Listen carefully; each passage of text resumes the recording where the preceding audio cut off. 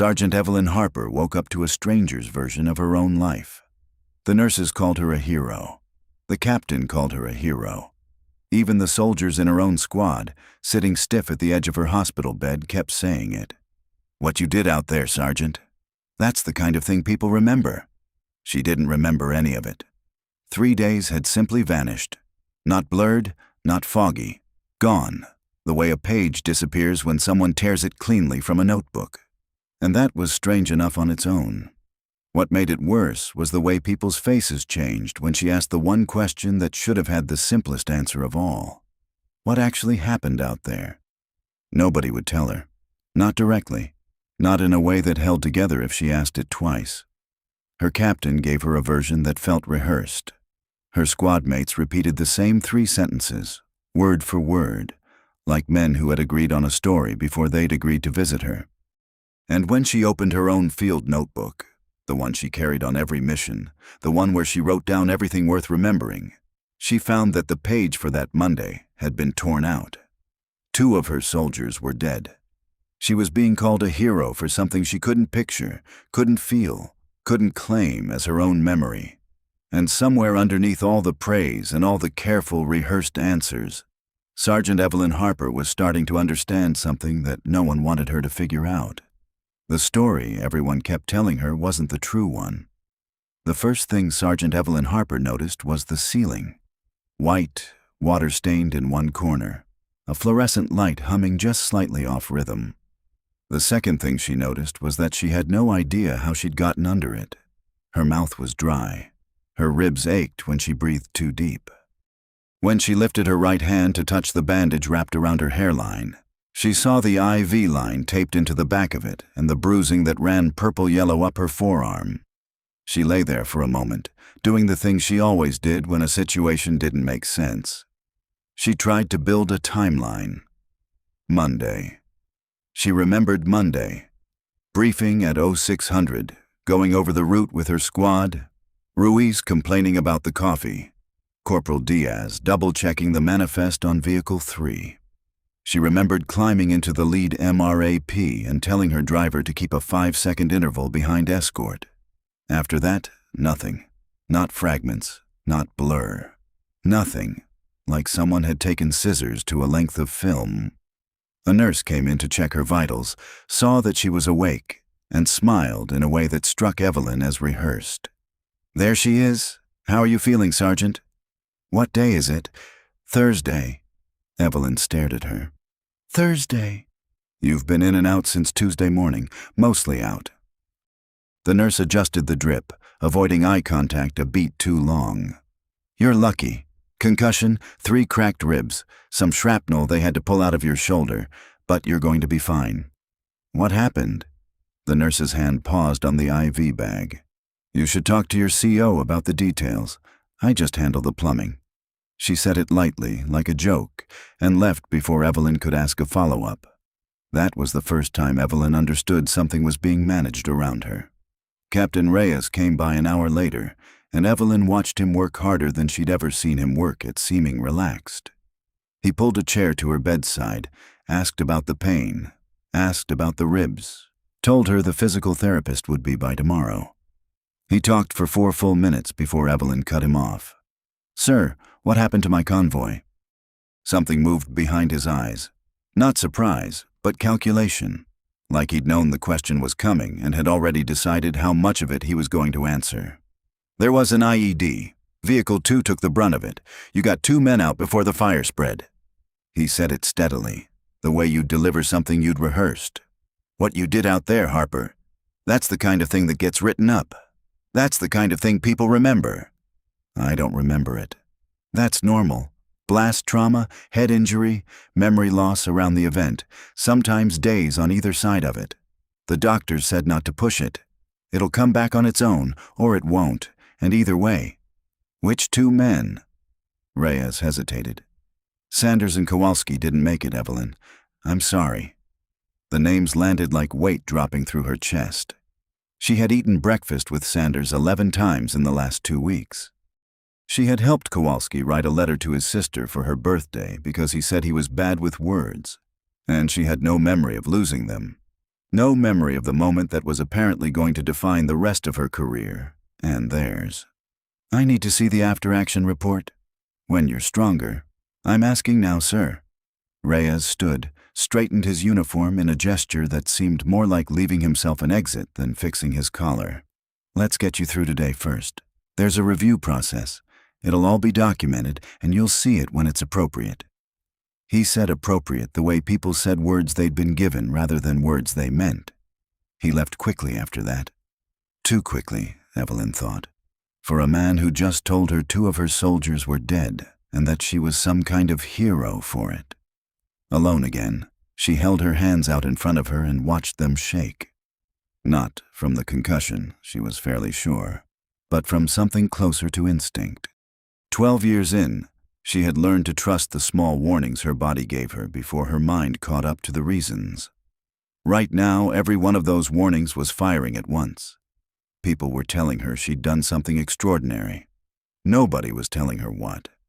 She thought about Reyes's face when she'd asked which route they'd taken, a question she hadn't even asked yet, but that she realized, staring at the water stain on the ceiling, she very badly wanted answered. Because 11 years of convoy briefings had taught her one thing above everything else. Routes weren't decided by accident, and they weren't supposed to change without a very good reason and a very clear record. Somewhere in the 3 days she couldn't remember, something about that record had already started to feel wrong. Before the explosion, before the missing 3 days, Evelyn Harper had been the kind of sergeant other soldiers asked to be assigned under. Not because she was easy. She wasn't. She ran her squad tight, checked equipment twice, and had a low tolerance for excuses. But when things went wrong, she didn't panic, and she didn't play favorites. And in a battalion where those 2 qualities were rarer than people like to admit, that had made her something close to trusted. She was 31, unmarried, with a mother in Ohio who still asked when she was coming home for good, and a service record that read like a slow, steady climb, rather than a dramatic one. No citations for reckless valor. No stories that got exaggerated at the bar. Just 12 years of doing the job in front of her competently enough that people stopped questioning whether a woman could run a squad and started simply handing her one. Lying in the hospital bed, waiting for her ribs to stop reminding her they were cracked, she turned that history over in her mind, like it might help her understand what had happened to the last 3 days of it. It didn't. What came instead were fragments. Not memories exactly, more like sensations without context. The smell of diesel, thick and close, like it was inside the vehicle instead of outside it. A voice, distorted, shouting a name she couldn't quite place. The specific, useless detail of gravel biting into her palms, though she had no memory of falling or crawling, or however she'd ended up with her hands on the ground. She mentioned the fragments to the physical therapist, who nodded with professional sympathy and said that was common after blast concussions. The brain sometimes kept pieces of sensory data, even when it discarded the narrative that connected them. It was not a comforting answer. It meant the truth was in there somewhere, locked behind a door she had no key to. Her squad started visiting that afternoon. Corporal Diaz came first, stiff in the doorway like he wasn't sure the rules allowed him to sit down. He told her she looked better than he expected, asked about the ribs, and when she asked what he remembered about the route that day, he said, too quickly, "Same one we always run, Sarge," and then found a reason to check his phone. Same one they always ran. That matched nothing in the unease she'd been carrying since Reyes's visit, and it didn't match either with the flicker of memory that surfaced while Diaz was still standing there. Her own voice, sharp, saying something about a checkpoint that wasn't on the map. She lost the rest of it as fast as it came, but it was enough to know that Diaz's answer had been rehearsed, not honest. 2 other soldiers from her squad came by in the next hour, and their stories had the same quality. Too smooth, too aligned with each other, like men who'd been in a room together deciding what version to tell before they'd been asked to tell it. Every one of them called her a hero. Not one of them could explain, in specific terms, what she'd actually done. Then Ruiz showed up. PFC Danny Ruiz was 22, from a small town outside Tucson, 6 months into his first deployment and still young enough that his face hadn't learned to hide things properly. He stood at the end of her bed with his hands jammed in his pockets and didn't say anything for almost 30 seconds. "You don't have to stand at attention, Ruiz. Sit down." He sat, but on the edge of the chair, like he might need to leave fast. "They said you probably don't remember much." "I don't remember any of it." Something crossed his face. Relief, maybe, or its opposite. That's what they said." "What happened out there, Danny?" He looked at the door. Evelyn watched him do it, watched him weigh something, and for one long moment she thought he was actually going to tell her. His jaw worked. He opened his mouth. "It was an IED, Sarge. Like they said, it was bad." He said it fast, flat, like a man setting down something too heavy to carry any further. Then he stood up, said he had to get back, and left before she could ask him a single follow-up question. It was the fastest exit anyone had made from that room all day, and Evelyn had run enough interrogations of her own soldiers over discipline issues to recognize the shape of someone leaving before they said something they weren't supposed to. That evening, a nurse brought in a plastic bag of her personal effects, the things that had been on her when they cut off her uniform: dog tags, a cracked watch, her notebook, the small green one she carried in her cargo pocket on every mission, where she jotted radio call times, checkpoint notes, anything worth remembering later. She opened it with her good hand, flipping past the entries from the week before: fuel numbers, a note to follow up on a supply request, Sanders's birthday circled 2 weeks out that she would now never get to acknowledge. Then she reached the page for that Monday. It wasn't there. Not blank. Gone. She could see the ragged edge close to the spine where a page had been torn free, cleanly enough that it hadn't been an accident of the blast, and recently enough that the tear was sharp, not weathered like the rest of the notebook's worn corners. Someone had gone through her notebook, and someone had decided that whatever she'd written down that morning wasn't something she was supposed to read again. The doctor cleared her for light duty 4 days later, with a list of restrictions long enough to make Reyes raise his eyebrows when he read it. No PT, no extended standing, mandatory rest periods, a follow-up with a neurologist in 2 weeks to check on the memory gap. Evelyn signed the discharge paperwork and set the restrictions list on her nightstand, where it stayed, unread again, for the rest of the week. She wasn't reckless about it. She wasn't going to run laps or lift anything heavier than a coffee mug. But nobody had put "stop asking questions about your own convoy" on that list, and that was the one restriction she had no intention of following. She found Ruiz alone 2 mornings later, doing equipment maintenance in the motor pool, and she made sure it looked like a coincidence. "Sarge." He didn't look up from the fuel line he was checking. "You're supposed to be resting." "I am resting, very slowly. Walk with me." He hesitated, then set down his tools, and they walked the long way around the motor pool, past the row of vehicles that hadn't gone out that Monday, and wouldn't have needed to if the convoy had taken the route it was supposed to. "I know you started to tell me something in the hospital," Evelyn said, keeping her voice even, the way she would with a nervous recruit. "And then you decided not to." Ruiz kept his eyes on the gravel. "It's not my place, Sarge. 2 of our guys are dead, Danny. I don't remember how. Everyone keeps calling it an IED and calling me a hero and changing the subject the second I ask a real question. That's not you being out of your place. That's me trying to understand what happened to my own squad." He was quiet for almost a full minute.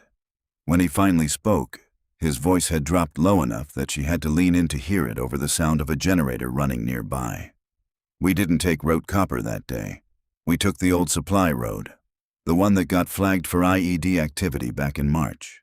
He glanced at her, checking her reaction, then looked away again. "I don't know why. Nobody told us why until we were already rolling." Route Copper was the approved corridor, swept regularly, monitored. The road every convoy briefing for the last 2 months had specified by name. The old supply road wasn't just less safe. It was a road command had specifically pulled off the approved list. "Who gave the order to change routes?" Ruiz's jaw tightened. I really don't know, Sarge. I heard it come over the radio. I wasn't in the lead vehicle. He picked his tools back up, a clear signal the conversation was over whether she was satisfied or not. Please don't tell anyone I said that. The after-action report took 2 days and a favor from a clerk in battalion admin to get her hands on, and when she finally read it in the empty day room, she understood immediately why Reyes had wanted her to wait until it was appropriate. It was clean, almost aggressively clean. The cause of the incident was listed as an improvised explosive device, insurgent-placed, detonated as the convoy passed a culvert along its route. The route itself was listed as Route Copper. No mention of a deviation, no mention of a radio order rerouting 3 vehicles onto a road that had been flagged and pulled from active use months earlier. According to the paper in her hands, everything about that Monday had gone exactly according to plan, right up until the moment it hadn't. Evelyn had written enough incident reports of her own to know what an honest one looked like. Full of small inconsistencies, timestamps that didn't line up perfectly, human details that didn't fit neatly into a narrative. This report had none of that. It read like something built backward from a conclusion someone had already decided on. She thought about the base's gate cameras almost as an afterthought, and then couldn't stop thinking about them once the idea had taken hold. Every vehicle leaving the base passed under a fixed security camera at the checkpoint, time-stamped and stored for 30 days before it cycled over. If the convoy had left on Route Copper, the direction they turned out of the gate would show it. If they'd left on the old supply road, the direction would be different and undeniable. Specialist Owens ran the gate's surveillance system and had gone through basic training with Evelyn's younger cousin, which was thin enough of a connection that she felt slightly guilty using it. She didn't ask him to break any rules.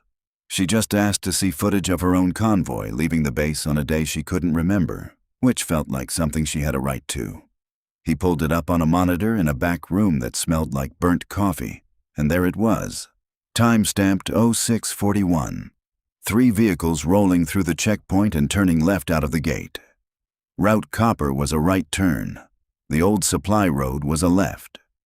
Evelyn stared at the frozen frame for a long moment, feeling something settle into place that was less like an answer and more like the shape of a much bigger question. She told exactly one person what she'd found, Staff Sergeant Bianca Torres, who'd bunked near her back in AIT and had become, over the years, the closest thing Evelyn had to a friend who'd tell her the truth instead of what she wanted to hear. Torres listened to the whole thing without interrupting, then rubbed her eyes and set down her coffee. "Evie, I love you, but you need to think very carefully about what you're about to do." She said it gently, not as a warning meant to scare her off, but as one meant to protect her. Reports get cleaned up all the time. That's not always somebody covering a crime. Sometimes it's just somebody protecting a career, and if that career belongs to someone with more stars than you, pulling on this thread doesn't end well for the person holding it. 2 men are dead, Bianca. I know. Torres held her gaze. I know that. I'm not telling you it's right. I'm telling you that some things get decided above our pay grade, and the people who make those decisions don't like being told they got it wrong. Just be sure. Before you go further, be sure you're ready for what it costs. Evelyn didn't answer right away. She was thinking about the left turn on the monitor and the torn page in her notebook and the particular way Reyes's face had gone still when she'd asked her first real question in that hospital bed. She was already sure. She just hadn't said it out loud yet. She found Ruiz again on a Sunday, when the motor pool was quiet enough that there was no pretending the conversation was accidental. She didn't dress it up this time. "I saw the gate footage, Danny. We went left. Somebody ordered us onto the old supply road, and then somebody wrote a report that says we never left Route Copper at all. I need you to tell me who gave that order." Ruiz set down the wrench he was holding and didn't pick it back up. For a long moment he just stood there, and Evelyn recognized the look on his face. The look of a young soldier trying to decide whether loyalty to the chain of command or loyalty to the truth was going to win out, and hating that he had to choose at all. "Lieutenant Colonel Whitmore," he said finally. It came over the net direct from him, not through Captain Reyes. He was moving up his visit to the forward base, some meeting with the general that got pushed earlier, and route Copper adds 40 minutes because of the checkpoint at the Wadi crossing. He ordered the convoy onto the old supply road to save time. Ruiz's voice had gone flat, the way people's voices went when they were reciting something they'd been carrying alone for too long. You argued with him, Sarge. Over the radio. I heard you say the road was flagged and you weren't taking a convoy through it without an EOD sweep first. He overrode you. Told you it was a direct order and he'd take responsibility for it. Evelyn stood very still. Something about the words you argued with him landed differently than anything else she'd heard since waking up in that hospital bed. Not because it surprised her, but because it didn't. It fit. It fit the shape of the person she knew herself to be. The sergeant who didn't let bad decisions pass just because they came from someone with more rank. And then what? And then we hit the IED about 6 minutes later, right where you said it might be. Ruiz's eyes were wet now, and he wasn't hiding it anymore. Vehicle 2 took it. You were 3 vehicles back. You were out of your seat and running before the driver even had ours stopped. You got Kowalski out first. He was still alive when you pulled him clear, Sarge. He just didn't make it after. Then you went back in for Sanders. He stopped. The fire was already bad by then. You went back in anyway.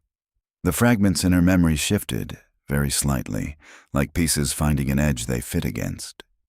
Diesel smell, thick and close. A voice shouting a name, gravel under her palms, because she had gone down on her knees beside Kowalski, and then she had gotten back up and gone into a burning vehicle for a man who didn't make it either. That was the heroism everyone kept telling her about. And it was real. But it had happened because a senior officer had overridden her judgment to save 40 minutes on his schedule, and that part of the story had disappeared from every version anyone was willing to tell her. She got the radio log the same way she'd gotten the after-action report, through the same clerk in battalion admin, who by now had clearly guessed what she was looking for and handed it over without asking questions, which was its own kind of quiet courage. The transcript was there, time-stamped, unedited, because radio logs weren't the kind of thing anyone thought to clean up before the after-action report was filed. They existed on a different system, one nobody had gotten around to, or hadn't realized mattered as much as the paperwork that actually got read by review boards. 0634, Sergeant Harper. Be advised. Requesting hold on route change. Old supply road flagged for IED activity per March advisory. Recommend EOD sweep prior to any deviation from copper. 0635, Lieutenant Colonel Whitmore. Negative on the hold. This is a direct order, Sergeant. Proceed on the alternate route. I'll own the call. 0636, Sergeant Harper. Copy. Proceeding as ordered. 6 minutes before the timestamp Ruiz had given her for the explosion. Evelyn read it 3 times, feeling something cold settle into her chest that had nothing to do with the concussion. She had done exactly what a good sergeant was supposed to do. Flagged the risk, pushed back once, and then followed a direct order because that was how the chain of command was supposed to work, because a lieutenant colonel taking responsibility for a call was supposed to mean something. And then, when it had gone wrong, someone had gone back afterward and quietly removed her name from the part of the story where she'd been right. The after-action report didn't just leave out the reroute. It had rewritten the sequence entirely, moving the convoy's route back onto copper as though the deviation had never happened, which meant someone with access to both the radio logs and the final report had made a deliberate choice to erase an order that would have ended a career, just not hers.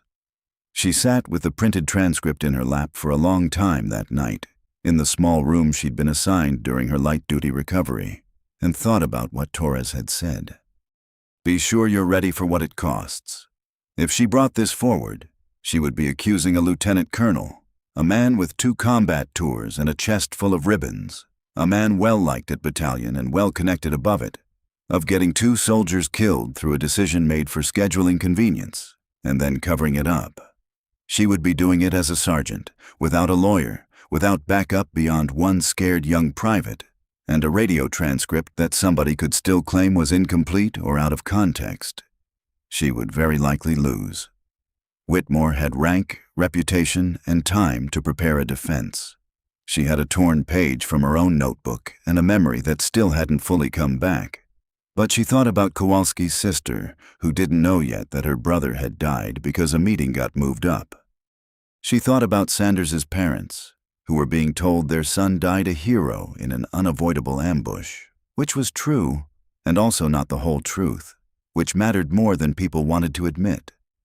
Evelyn folded the transcript, put it in her jacket pocket, and started drafting the request for a formal review board. The review board convened 3 weeks later in a conference room that smelled like carpet cleaner and old coffee. 5 officers seated behind a long table, Lieutenant Colonel Whitmore seated to one side with a JAG officer beside him, and an expression that had clearly been practiced in a mirror. Calm, faintly wounded, the look of a decorated man being put through an unfortunate formality. Evelyn sat alone at the small table facing the panel, in her dress uniform, with a folder in front of her that contained exactly 3 things: a printed radio transcript, a still frame from the gate camera, and a written statement from PFC Danny Ruiz, who had come forward on his own 2 days earlier, unprompted, after telling Evelyn he couldn't keep carrying it either. The presiding officer, a full colonel named Whitfield, who Evelyn had never met before that morning, opened the proceedings by reading the official version of events into the record. Wrote Copper. Insurgent IED. No reported deviations. Evelyn listened to her own after-action report read back to her, false in every detail that mattered, and felt something in her chest go very steady, the way it always had right before she did something that scared her. "Sergeant Harper," Whitfield said, "you requested this review. You may proceed." She had rehearsed what she would say a dozen times in the mirror of her small room, and every version had sounded too angry, too much like an accusation instead of a testimony. In the end, she didn't use any of them. She just told it the way she would have written it in her notebook, plainly, in order. She read the timestamp on the gate footage. She read the radio transcript aloud, her own voice from 3 weeks ago flagging the risk, Whitmore's voice overriding her. The 6 minutes between that order and the explosion. She stated, without embellishment, that the after-action report describing the convoy's route as Route Copper was false, and that she had documentation showing exactly when and how the deviation was ordered. Whitmore's JAG officer objected twice, calling the radio log's chain of custody into question, and both times Whitfield allowed her to continue. It was when she read the final line of the transcript, "Copy, proceeding as ordered," that she looked up and saw Whitmore's composure finally slip. Not dramatically. Just a tightening around his eyes, a stillness in his hands that hadn't been there a moment before, the look of a man realizing the version of events he'd been counting on had just run out of a road. "Lieutenant Colonel Whitmore made the call to save time ahead of a scheduled visit," Evelyn said. "I flagged the risk. He overrode it and took responsibility for the order on the record at 06:35 hours. 6 minutes later, that order got 2 of my soldiers killed. Somebody rewrote what happened afterward, and I want to know why the families of Specialist Kowalski and Corporal Sanders were told a story that leaves that part out." The room was quiet in a way that had nothing performative about it. No dramatic gasps, just 5 officers absorbing the weight of a claim they now had to take seriously, and one officer beside her sitting very still, doing the math on what came next. The board's findings took another 6 weeks to finalize, and Evelyn spent most of that time doing exactly what she'd expected, waiting and noticing who still met her eyes in the hallway and who suddenly found reasons to be elsewhere. Reyes was polite but distant, a man clearly caught between what he'd been told to protect and what he now knew to be true. A few senior NCOs made their disapproval plain in small ways. A cold shoulder in the chow line, a comment about people who didn't understand how the Army worked, said just loud enough to carry. She didn't get a medal for any of it. What she got eventually was a transfer she hadn't requested, to a training command 2 states away, framed in the paperwork as a routine reassignment. She understood it for what it was. Not quite punishment, but not nothing either. The Army had a long memory for people who made things uncomfortable, even when they'd been right. But the official record was corrected. Route Copper was struck from the report and replaced with the truth. Lieutenant Colonel Whitmore was reassigned to a non-command position pending further investigation. His career, if not over, permanently altered by 6 minutes of radio traffic he hadn't expected anyone to ever read back to him in a room full of his peers. And 2 families received a phone call they should have received the first time. Not a story about an unavoidable ambush, but the truth about a decision that could have gone differently and didn't. Evelyn drove 4 hours to attend Kowalski's memorial service in a small town outside Sacramento in her dress uniform and stood in the back so his mother wouldn't feel obligated to acknowledge her. But his sister found her afterward, out by the parking lot, and asked if she was the sergeant who'd pulled him out. "I was," Evelyn said. "I don't remember doing it, but I was there. They told us you also found out what really happened, why he was on that road." The sister's voice wasn't accusing. It was just tired and grateful, in the specific way of someone who had needed a true story more than a comfortable one. "Thank you for that. I know it probably would have been easier not to." Evelyn thought about Torres's warning, and the transfer orders sitting in her bag, and the cold looks in the chow line, and Whitmore's face the moment his composure had finally cracked. "It wasn't easier," she said, "but it was right. That's not nothing." She still didn't remember most of those 3 days. The drive, the explosion, the fire, the 2 men she'd pulled from a burning vehicle while running on instinct instead of memory. Maybe she never would. But she understood, standing in that parking lot with Kowalski's sister, that the version of herself everyone had wanted to celebrate, the hero who ran into the fire, had never been the part of the story that mattered most. The part that mattered was the sergeant who'd flagged the risk before any of it happened, and who, 3 weeks later, with no memory to rely on and a career on the line, had gone looking for the truth anyway, because 2 families deserved better than a story someone else had decided was easier to tell. Evelyn Harper never got her medal, and she never fully got her memory back either. But she got something else, the truth, finally standing where a comfortable story used to be. And for 2 families who'd spent months believing a version that wasn't whole, that was worth more than any ribbon on her chest.